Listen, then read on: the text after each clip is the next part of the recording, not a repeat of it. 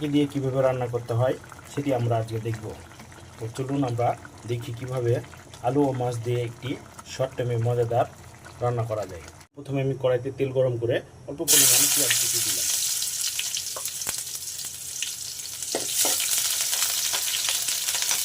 এরপর দিয়ে দিলাম আমি অল্প পরিমাণ জিরা গুঁড়া, দিয়ে একটু ভালো করে নেড়ে দেব।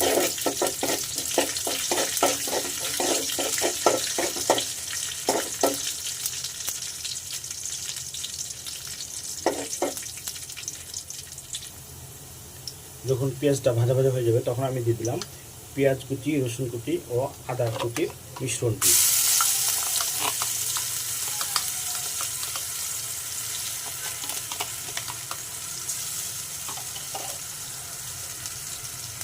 এরপর দিয়ে দিলাম মরিচের গুঁড়া,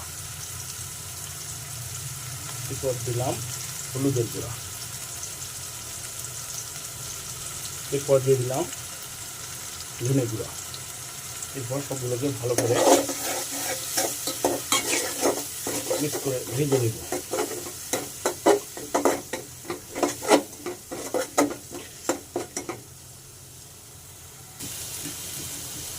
আমাদের মশলাটা ভাজা হয়ে গেছে, এবার আমি আলুটা দিয়ে দেবো এর মধ্যে।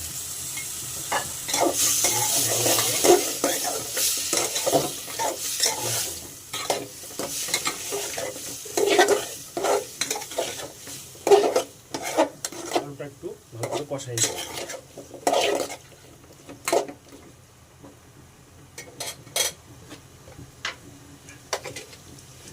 পরিমাণ মতো লবণ দিয়ে দেবো। যেহেতু মাছে আমি লবণ দিয়েছি তাই এখানে আমি অল্প পরিমাণ লবণ দেবো। যদি প্রয়োজন হয় তাহলে পরবর্তীতে আবার অ্যাড করে দেবো।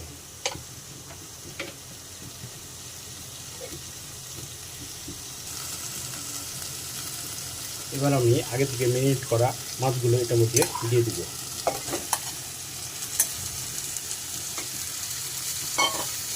দিয়ে ভালো করে নেড়ে দেবো।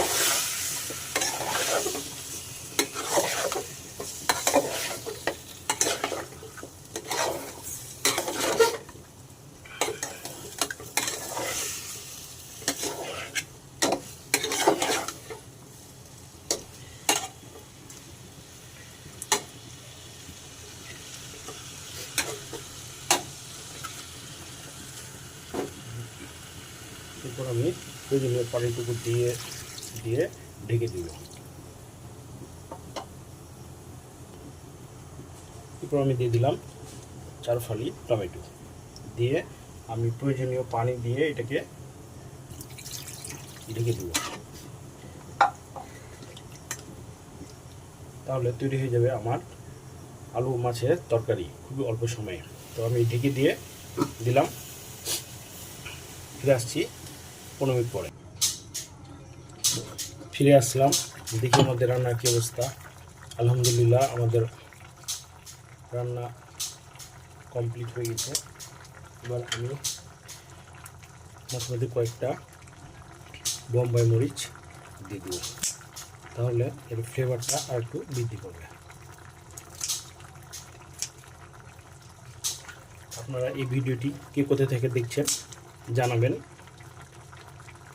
আর কী ধরনের ভিডিও দেখতে চাচ্ছেন জানাবেন। তাহলে আমরা আপনাদের সেই টাইপের রান্না করে দেখাবো যে কীভাবে শর্ট টাইমে একটি মজাদার সুস্বাদু রান্না করা যায়। দেখতে পাচ্ছেন আমাদের রান্না হয়ে গেছে। আমি জাস্ট একটু হালকা করে ইয়া করে দেবো।